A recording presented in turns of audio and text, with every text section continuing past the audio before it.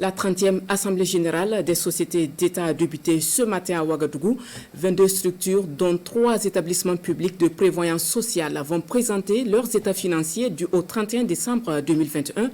En attendant les différentes présentations, l'on note que ces sociétés d'État ont connu une hausse de 19% de leur chiffre d'affaires. 3 sociétés d'État sont néanmoins déficitaires. Urbain Benito Somé et Yankiteda. L'année 2021, marquée par des contraintes logistiques, la hausse des cours du pétrole et des denrées alimentaires au plan mondial et la persistance des défis sécuritaires au plan national a été éprouvante pour les entreprises nationales. En dépit du climat hostile aux affaires, les sociétés d'État ont été résilientes avec à la clé des chiffres rayonnants. Le chiffre d'affaires cumulé des 22 entreprises publiques est passé de 1377 milliards 593 millions de francs CFA en 2020 à 1642 milliards 970 millions de francs CFA en 2021, soit une hausse de 19,26%.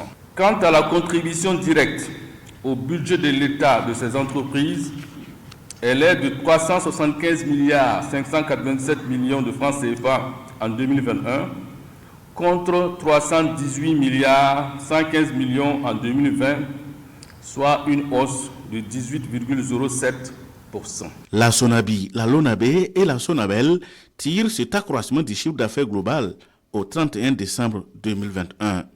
Cependant, l'arbre ne doit pas cacher la forêt. 3 entreprises, l'agence de conseil et de maîtrise d'ouvrage déléguée en bâtiment Accommode, la société de gestion de l'équipement et de la maintenance biomédicale Sogémab et la Sonaterre, la société nationale de l'aménagement des terres et de l'équipement rural, restent déficitaires.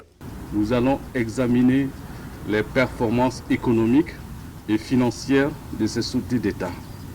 Et donc sur la base des rapports qui sont produits aussi bien par les dirigeants que par les organes de contrôle, nous allons mettre en œuvre, nous allons recommander des mesures à prendre pour améliorer le fonctionnement de ces sociétés. Et bien entendu, les sociétés qui auront été déficitaires, en tout cas nous allons prendre des mesures fortes. Bien sûr, et également les sociétés qui auront été moins performantes par rapport aux années antérieures, également des mesures seront prises. Pour cela, tous les compartiments sont passés en revue à cette 30e Assemblée générale afin d'examiner en temps réel la gouvernance et le mode de contrôle interne et externe de ces sociétés d'État.